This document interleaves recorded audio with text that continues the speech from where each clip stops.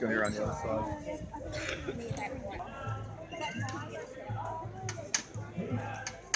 Look at him. He loves it.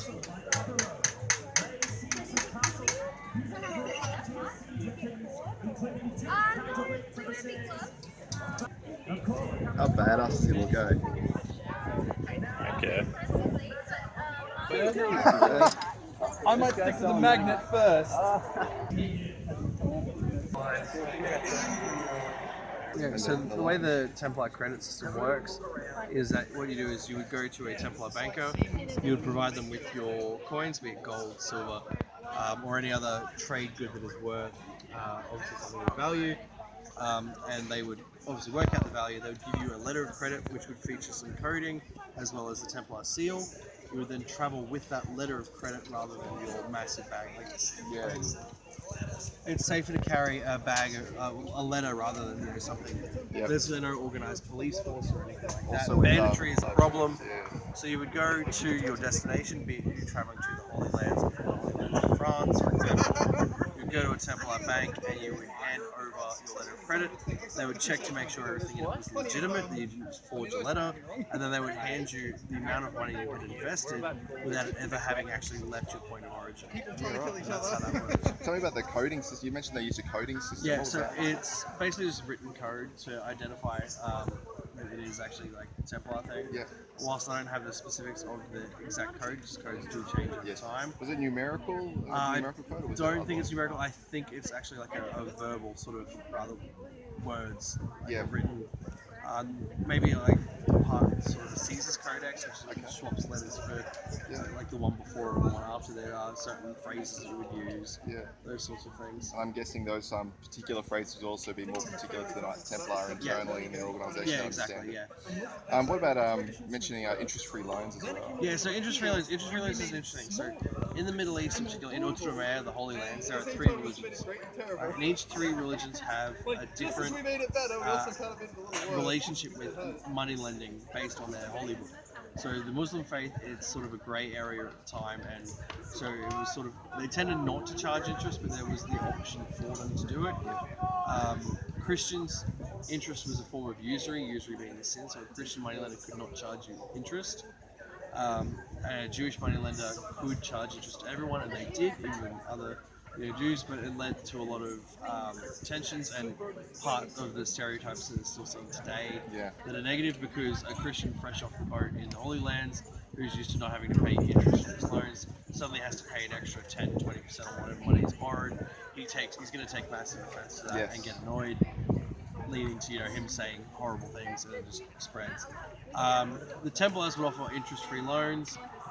In doing so, though, they would charge you an administration fee, and you would have to give me something as collateral for the loan, and I would charge you interest, or not interest rather, I would charge you a storage fee for me looking after it. Okay, yeah. So it's finding loopholes. So like a bank keeping fee almost. Yeah, basically it's finding loopholes to make money. Yeah, okay. Off of loans still.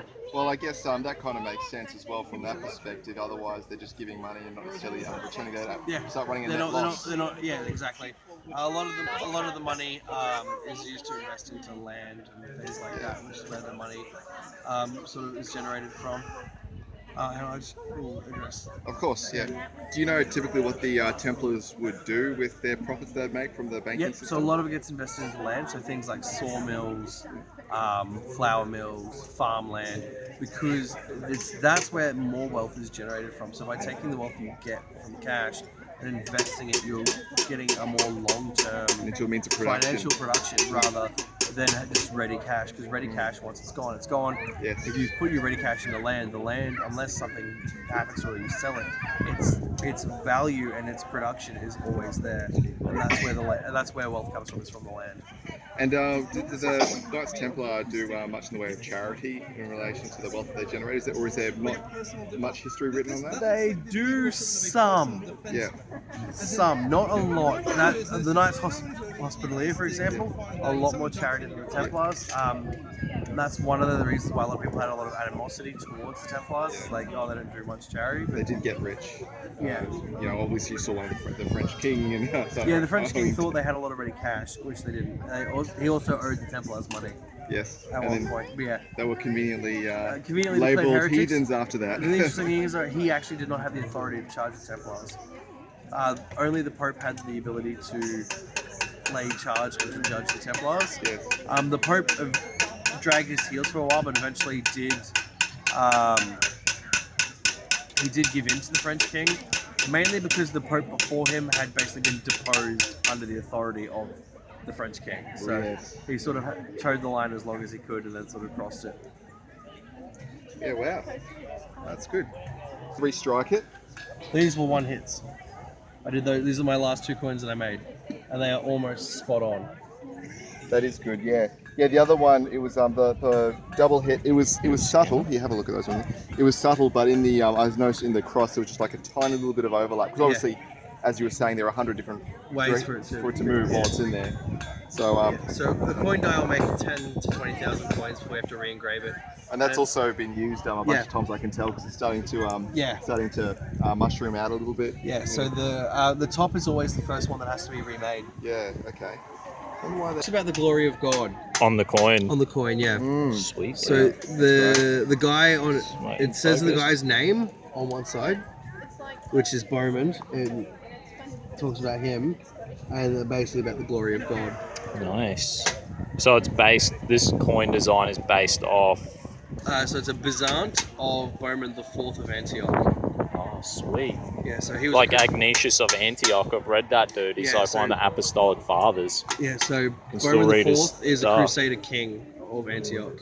So he's one of the Nice. Crusaders who comes over and he gets put in charge of Antioch, which is wow. in modern day Syria. Yeah. The largest, so this coin was actually found, these types of coins were found in a massive coin hoard. So coin hoard occurs after like a lost battle or during a civil war, because rather than put your money in a bank because you don't know what's going to happen to the bank, you would bury it and then you'd go back for it after the strike. But the problem is, you're like, all right, I'm going to bury my coins next to that flower, and then you go back and it's like a year later and there's flowers everywhere. And you're like, all right, which flower was it? Or the person dies and the coins never get collected. And so archaeologists go and they find coin hoards. And they've dated the coin hoard where they've found these, and it's around the time of the Battle of Hattin, or just after the Battle of Hattin, which is where the crusading army gets crushed by Salah ad-Din. And Right out into the desert, fools. basically, Yeah. yes. And not long after that, Jerusalem falls and it's lost to the Crusaders. And so there was a coin hoard from around that time full of the Byzants of Bowman the Fourth. Nice. Because whoever owned them was like, oh, things are getting a bit hairy. I'll bury it and I'll come back for it. And it'll be all good. Yeah. And they never went back for it. And that's the historically accurate stamp of for the coin for that particular coin in history around the Crusades. Heck yeah, that's awesome. Cheers, mate.